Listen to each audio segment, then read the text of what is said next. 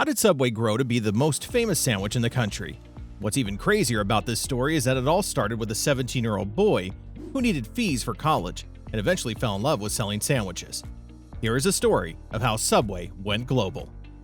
The boy from the Bronx. Born in 1947, Fred DeLuca didn't come from a wealthy background.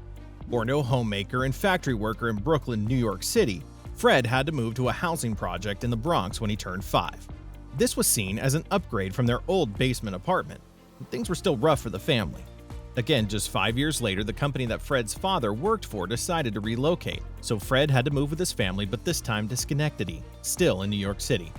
Things were much better in this new city, and the DeLucas became friends with the Bucks. The couple, Pete and Heidi, were super friendly, and soon the families were hanging out a lot for parties and picnics. Unfortunately, the two families lost touch by the time Fred finished high school.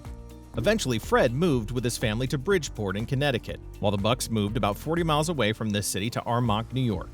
Once again, they reconnected, and it was like they were never apart for a while. However, a lot had changed. Since Fred was no longer in high school, he wanted to be a doctor, but was worried about how he could afford the fees to get through a medical program. He got an offer to attend a pre-med program, but was reluctant about accepting it. As a young man who earned less than $2 working as a store clerk at a hardware store, things were not looking so good financially. Feeling hopeless, Fred decided to ask Pete Buck for advice, secretly hoping that he would offer him a loan to pay his tuition. But Pete had other ideas. Instead of giving Fred money, he advised him to open a sub shop instead. Of course, Fred was shocked at this suggestion. How could he start a business when he and his family couldn't afford to pay his college fee? This was a 17-year-old who had never made a sub in his life, but that didn't stop him from being curious about this business venture. Pete told him that all he needed was a small store, some food, and then he would be ready to open up for business. It all sounded so simple, but they would soon discover that starting a business was anything but that. Still, Pete was super confident and offered to become Fred's partner. They did some research and made a plan to open up 32 restaurants in 10 years. This was something great to look forward to, and before the end of the day, they had lots of ideas for their price and menu. Then Pete handed over the first ever investment of $1,000 into the business. The birth of Pete's Submarines. After that first investment, Fred rented a small store in Bridgeport, but it wasn't a good location for customers to find. Still, it was affordable and looked in great shape, so they thought it was good enough. The next stage was actually learning about their business, so they set out on a trip to learn the art of making subs. They used the same pricing as a restaurant chain they admired and realized that they would have to start to work on their business before they could truly understand it. And so, the shop was named Pete's Submarines, and they handed out flyers for the big launch. In August of 1965, they were officially open for business, and that was the first day that Fred would ever make a sub in his life. However, he had a school exam on opening day and was shocked to see the parking lot full when he returned. There were customers everywhere, even standing in a line outside. By the end of that first day, they had sold more than 300 subs and only closed up because they ran out of ingredients. As you can imagine, this gave them a lot of hope. They were convinced that these first set of customers would keep coming back for more, and then other new customers would follow the trend. However, it was nothing like they had envisioned. The first set of customers never came back, but a few new customers would pop in now and then. They watched in horror as sales dropped drastically after the first month. It was time to get creative with catching the attention of customers. Fred and Pete tried to create awareness about their sub shop and even paid for a really expensive radio ad. Unfortunately, this didn't bring in the results they expected, and frustration was starting to set in.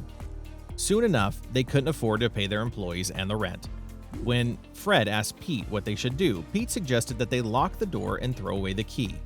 He felt it was time to close up shop and move on, but this wasn't what Fred expected him to say. They had only been running the restaurant for 6 months, and he felt it was too early to give up on it. Pete realized that Fred was right, and they started a new discussion on how they could save the business. The solution they came up with was quite unusual. They agreed that it was time to open a second shop. The rise to the top.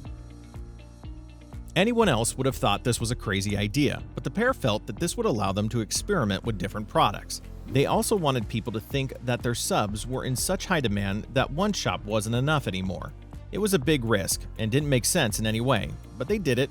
A few months later, Fred and Pete paid for renovations and opened the second Pete's Submarine shop in Fairfield, Connecticut. Contrary to what they had thought, this move turned out to be successful. In fact, they made such a huge wave that Pete's Submarines had its third shop open that same year. Sales were booming in all three locations, and the duo decided that it was much better to have more restaurants than one. But fate still had other plans for them. Winter came knocking and sales hit rock bottom. They realized that their business was seasonal, and most people preferred to stay home during the holidays than eat out. Now they had 3 failing shops and not just one, putting them in an even more confused state. Fortunately, Fred and Pete were not ready to give up just yet. They waited it out and sales started to back up by spring. With time, the business grew more stable, and this solidified their reputation. Now customers were no longer seasonal but changed their eating patterns to favor Pete's Submarines. So what about Fred's dream of becoming a doctor? He realized that he didn't have a passion for this field and hated lab work. So giving up on this was an easy decision to make. Instead, he switched from his pre-med program to psychology, which was the only department that would take his course credits. Fred's new plan was to graduate and reach his target of opening 32 restaurants in 10 years. However, they had just opened 16 restaurants by the time the business got to its 8th year. It was obvious that they couldn't double this number in just 2 years. So Fred decided to ask for some advice from William Rosenberg. If this name doesn't sound familiar, that's because this man, who was the founder of Dunkin' Donuts, paved the way for the success of KFC and McDonald's. He franchised Dunkin' Donuts and then created the International Franchise Association. Not surprisingly, William encountered Fred to start franchising and open up shops where people could park their cars freely. Fred decided it was time to make his business name more catchy, and that's how the name Subway was born. Taking William's advice paid off, as Subway had several restaurants by the time it reached its 10th year. However, despite the fact that they didn't meet their goal of 32 restaurants, they opened more than 4,000 of them over the next decade. By this time, Fred had decided that running Subway was his full-time job and was focused on taking the company to the top. When Jared Fogle made headlines in 2000 from losing 245 pounds after eating Subway subs for a year, this was another boost for the shop. They made Jared their ambassador, and many Americans felt that Subway was a healthy choice.